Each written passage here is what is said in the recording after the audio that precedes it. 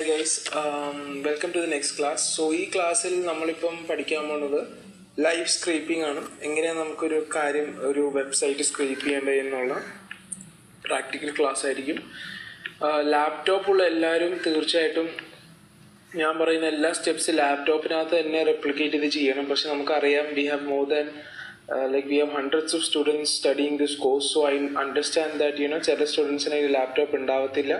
അപ്പോൾ laptop ഇല്ലാത്ത പിള്ളേരാണെങ്കിലും പ്രശ്നമില്ല. laptop ഇല്ലാത്ത students ഇത് കഴിഞ്ഞിട്ട് ഒരു അസൈൻമെന്റ് വരും. ആ അസൈൻമെന്റിൽ laptop ഉള്ളവർ പ്രാക്ടിക്കലി ചെയ്യുക, ഇല്ലാത്തവർ ജസ്റ്റ് അതിന്റെ ഒരു സമ്മറി നിങ്ങൾ എനിക്കൊരു PDF അല്ലെങ്കിൽ മൈക്രോസോഫ്റ്റ് വേർഡ് ഡോക്യുമെന്റ് ആയിട്ട് അപ്ലോഡ് ചെയ്ത് തന്നാലും മതി.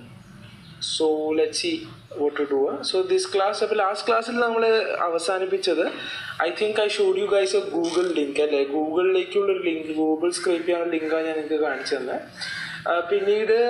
Institution website scraping. Google scraping next level. Google scraping is a bit more complicated. That's more complicated. Laptop processing power link hang. So we're going to do scraping for Indeed.com. Okay. So we just scraping location target. Indeed.com is basically a job website. So we will job website. Okay. So let me just Indeed.com first of all scraping allows you. The website scraping just make sure that you go and check out the robots.txt file. Upon Indeed.com the robots.txt file disallowed. Disallow.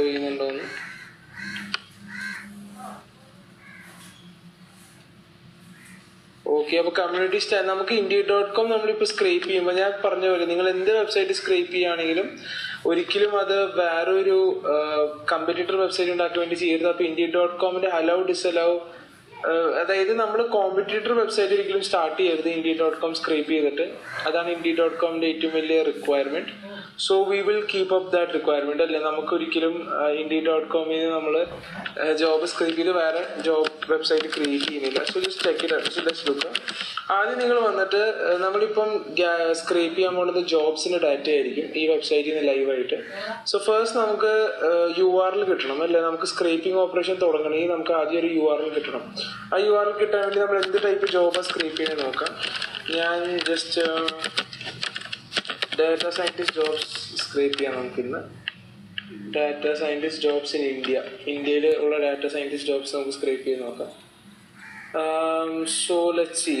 So okay, so നമുക്കിപ്പോൾ തന്നെ ഒരു link കിട്ടിയിട്ടുണ്ട്. Now let's take this link. നമുക്കിനി ഈ link എടുക്കാം. Ctrl+C. ഇവിടെ task start ചെയ്യാം, ഒരു പുതിയ ടാസ്ക്.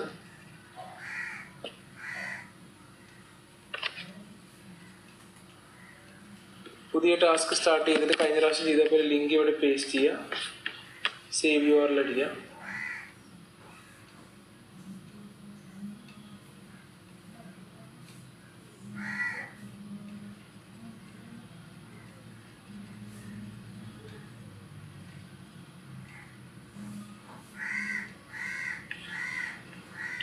ഇനി ഞാൻ കഴിഞ്ഞ പ്രാവശ്യം കാണിച്ച പോലെ വർക്ക് ഫ്ലോ ഉണ്ട് ഇവിടെ. സോ ഞാനിത് ഒന്നുകൂടെ എക്സ്പ്ലെയിൻ ചെയ്യാം. അതായത് വർക്ക് ഫ്ലോ എന്ന് പറയുന്നത് നമ്മൾ ഇതിനകത്തൊരു ബോട്ടാണ് ഡിസൈൻ ചെയ്യാൻ പോകുന്നത് ഓക്ടോപസിനകത്ത്. സോ വർക്ക് ഫ്ലോ നമുക്ക് ഇവിടെ കാണാൻ പറ്റുന്നത്. This is the work flow area. അപ്പോൾ വർക്ക് ഫ്ലോ ഏരിയയിൽ നമ്മൾ ബേസിക്കലി നോക്കാൻ പോകുന്നത് എങ്ങനെയാണ് നമ്മുടെ ബോട്ട്, എന്തൊക്കെ വർക്കുകൾ നമ്മുടെ ബോട്ട് ചെയ്യാൻ പോകുന്നത്, എങ്ങനെയാണ് ചെയ്യാൻ പോകുന്നത്, അതാണ് വർക്ക് ഫ്ലോ ഏരിയയിൽ കാണുന്നത്. ഓക്കെ.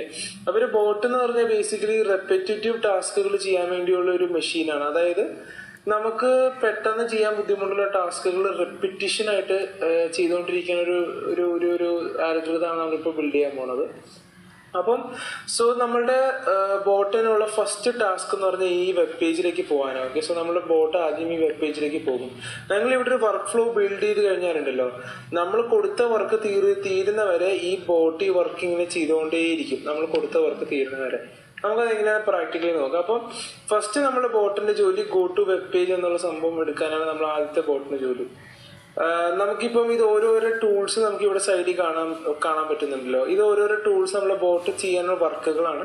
ഇതൊക്കെ വർക്ക് ഫ്ലോ കോളത്തിൽ നമുക്ക് കാണാൻ പറ്റും. ഇതൊരു വെബ് പേജ് ഓപ്പൺ ചെയ്യാനുള്ള ടൂള്. ഇതൊരു ഐറ്റം, വെബ് പേജിനകത്തൊരു ഐറ്റം ക്ലിക്ക് ചെയ്യുന്ന ഒരു എലിമെന്റ് ക്ലിക്ക് ചെയ്യാനുള്ളതാണ്. ഇത് ആ എലിമെന്റ് ആ ഡാറ്റ എക്സ്ട്രാക്ട് ചെയ്യുന്നത്. ഇതിനു വേണ്ടിയാണ് നമ്മളെല്ലാം ചെയ്യുന്നത്. ഡാറ്റ എക്സ്ട്രാക്ഷന് വേണ്ടിയാണ് നമ്മളെല്ലാം ചെയ്യുന്നത്. ഇത് നമുക്ക് ഒരു സെർച്ച് ഫീൽഡോ അങ്ങനെ എന്തെങ്കിലും ഉണ്ടെങ്കിൽ അവിടെ ടെക്സ്റ്റ് എൻ്റർ ചെയ്യാനുള്ള ടൂള്. ഇത് നമുക്ക് ഡ്രോപ്പ് ഡൗണിലേക്ക് സ്വിച്ച് ചെയ്യാനുള്ള ടൂള്. നമുക്ക് ഒരു